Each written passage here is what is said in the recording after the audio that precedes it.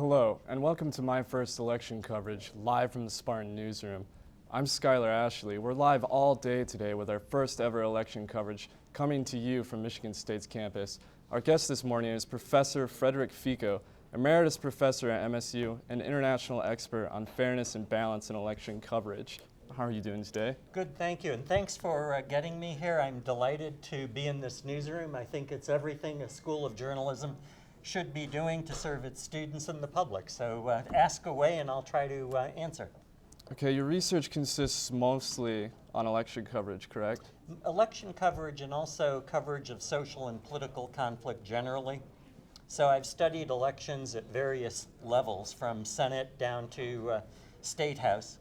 And I've studied coverage of issues, for example, environmental coverage, abortion, affirmative action, gun control, and looking at how the news media cover these issues from the standpoint of the treatment they give proponents and opponents.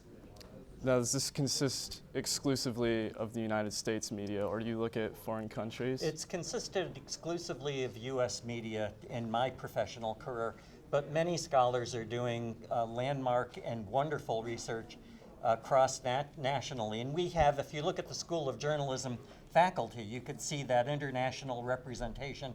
That is a real hallmark of greatness in a school, I think. So, could you explain your research process? Where do you start? Well, I am a content analyst, which means I look at the stories and I look at the elements in those stories, and then I try to look at factors that predict variation in those elements. So content analysis is a social science technique that attempts to bring system and unbiased observation to content. I mean, you and I could both read a story and say, well, this story favors the Republicans or this story favors the Democrats, but that probably reflects our biases. What content analysis does is it washes those observer biases out in a process that enables us to get a much more objective idea of what the stories are actually composed of in terms of their political lean or their lean toward one or the other side of a conflict. So you go beyond subjective confirmation bias. I think that's exactly where the field has to go. The burning question here is, are the media biased? Are the media biased? Well, of course they're biased. They're biased because human beings are 100% guaranteed to be doing media work. That's not the issue. So, the issue, beg your pardon, the issue is the direction of that bias and its consistency. So for example, Professor Zeldes and I and Arvind Diddy did a study of the three networks over 3 elections, ABC, CBS, and NBC. Well, they were all tilting one way or the other, but their tilt was not consistent. And across the 3 elections, their tilt flipped. So it's biased, but it's not necessarily as set a bias as people may think. Now, one thing that we did is we studied newscasts that exclude things like Chris Hayes or O'Reilly or the others, where the emphasis is on controversy, on being basically controversial. So we looked at what should be the news stories where the reporters are doing the best they can to be fair and balanced. What we've seen overall is a slight Democratic tilt in the coverage. If you want to sum it all up, a slight Democratic tilt. That tilt is not across the board, however. For example, Fox may tilt way Republican, but NBC, CBS may tilt way Democratic. So again, it's not, the bias is there, of course. It's not necessarily as bad as people think in the news stories. But it is slightly tilted toward the left of the political spectrum. So when you find these biases, do you find that it's mostly at fault of the individual's reporter's personal beliefs, or do you find that media organizations tend to have a large bias overall? Well, I'm a big believer in diversity, but I believe in real diversity, not the BS diversity that you see mostly in universities where it's just a matter of skin color or gender. Real diversity consists of a newsroom where people genuinely have different ways of approaching things.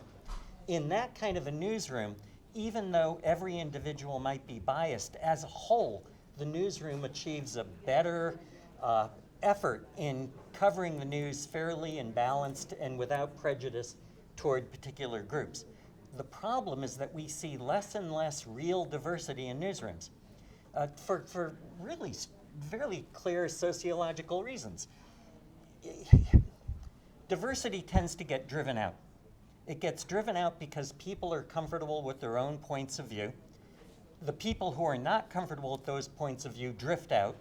That concentration of viewpoint gets worse and worse over time. That's the problem with the news media in the United States today. An increasing lack of real diversity, not what I've called the BS diversity. You know, the real diversity, different ways of thinking about things, in which case somebody could say, hey, wait a minute, we ought not to call those people that. Or wait a minute, there is another point of view here that we should include. Less and less in newsrooms are there people able to do that. And that's a long-term trouble. So, do you find that a reporter's gender or race ends up affecting how they cover certain events? What we found in past research is that women reporters tend to balance stories more to serve Democrats. It is not quite so much as you might think with race. African American reporters tend to be more even-handed, actually.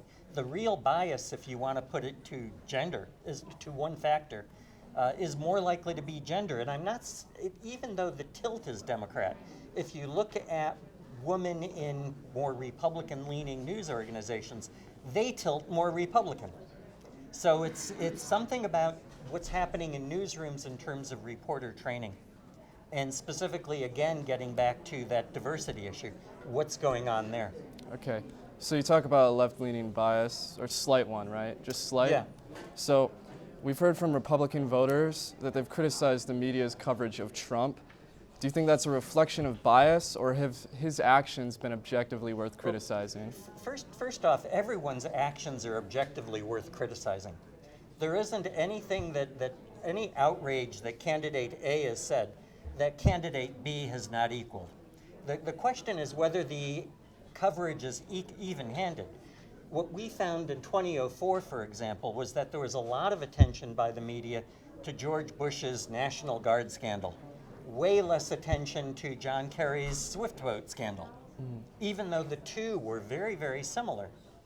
You know, unsubstantiated charges that somebody had manipulated the system, and there were grounds for believing that, but also grounds for doubting it. Right. The Bush National Guard scandal got way more attention. So there is some reason for right-wing voters saying, hey, look, you're concentrating more on right-wing scandals when the left-wing scandals are there as well. Well, thanks again for talking with us today. You're watching live my first election coverage from the Spartan Newsroom on Michigan State's campus. Stay tuned all day for election coverage and interviews with Spartan alumni and live newscasts at both 6 and 8 tonight. I want to thank you very much for talking to me. Thank you. It's been a delight to be here, and a very great delight to be part of this great newsroom here. Thank you very much.